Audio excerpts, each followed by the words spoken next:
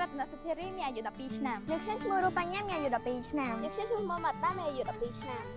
ពួកយើងមកពីក្រុម Cooking Girl នៃវិទ្យាល័យហ៊ុនសែនកោះតា សួស្តីពួកយើងមកពីក្រុម Cooking Girl នៃកម្មវិធី Innovation Girl 2025 និងជាសិស្សមកពីវិទ្យាល័យហ៊ុនសែនកងតំណឹងបញ្ហាធ្វើម្ហូបគឺជាបញ្ហាចម្បងដែលពួកយើងមករកឃើញផ្ទាល់នៅក្នុងសង្គមនាពេលបច្ចុប្បន្នហើយបញ្ហានេះបានផ្ដល់ផលវិបាកដល់មនុស្សមួយចំនួនដើម្បីដោះស្រាយបញ្ហានេះពួកយើងបានលើកយក app មួយមកណែនាំជូនអ្នកទាំងអស់គ្នាគឺ app នោះមានឈ្មោះថា Home Cooking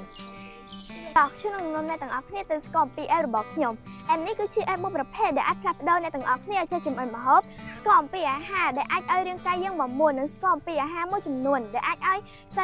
កាត់បន្ថយជាតិខ្លាញ់នៅក្នុងខ្លួនយើងបានឧទាហរណ៍ការ៉ុតគឺជាបន្លែមួយប្រភេទដែលអាចជំនួសដល់ភ្នែកប៉េងប៉ោះគឺជាបន្លែមួយប្រភេទដែលអាចកាត់បន្ថយជាតិខ្លាញ់នៅក្នុងខ្លួនយើងបាន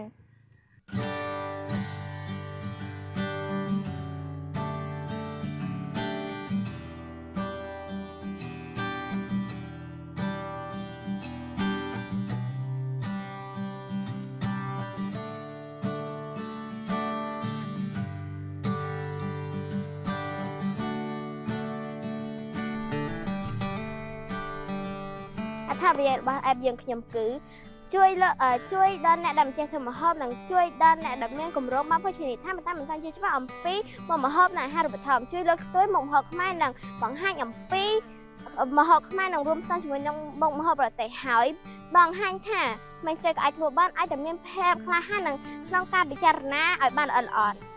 ទាំងក្រោយខ្ញុំសូមលើកទឹកចិត្តអ្នកទាំងអស់គ្នាឲ្យប្រើបច្ចេកវិទ្យាឲ្យមានប្រយោជន៍ក្នុងការសិក្សាឬក្នុងកលៈទេសៈណាក៏ដោយហើយខ្ញុំនឹងសង្ឃឹមថា app នេះគឺជា app ដែលអាចផ្លាស់ប្ដូរអ្នកទាំងអស់គ្នាឲ្យចេះចម្អិនម្ហូបឬជាចុងភៅម្នាក់ដែលមានទេពកោសល្យក្នុងពេលអនាគត